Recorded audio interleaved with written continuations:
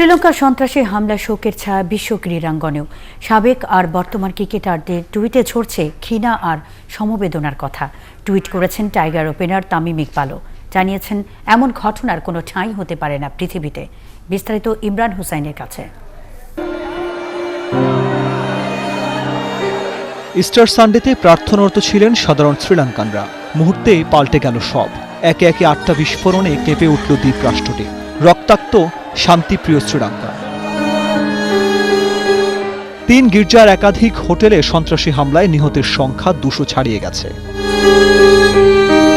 বর্বরে হামলায় নিন্দার ঝড় উঠেছে ক্রীড়াঙ্গনে। নিজ দেশের অমন ঘটনায় শোকে স্তব্ধ গোটা শ্রীলঙ্কান ক্রিকেট দল।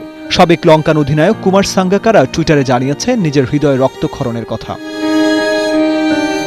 ভারতীয় ক্রিকেট দলের অধিনায়ক বিরাট কোহলি আতঙ্কিত। রোহিত শর্মা, সচিন টেন্ডুলকাররা ঘৃণা জানিয়েছেন নিজ নিজ টুইটারে। কদিন আগে নিউজিল্যান্ডে ক্রাইস্টচার্চে সন্ত্রাসী হামলা থেকে অল্পের জন্য বেঁচে ফেরা তামিম জানেন এর ভয়াবহতা কতখানি। নিজের টুইটারে তাই বলেছেন, পাশবিক এই ঘটনার কোনো ঠাঁই হতে পারে না পৃথিবীতে।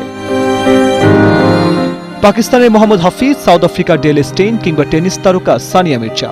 শোকে কাতর বিশ্ব ক্রীড়াঙ্গন। ইমরান হুসাইন, 71।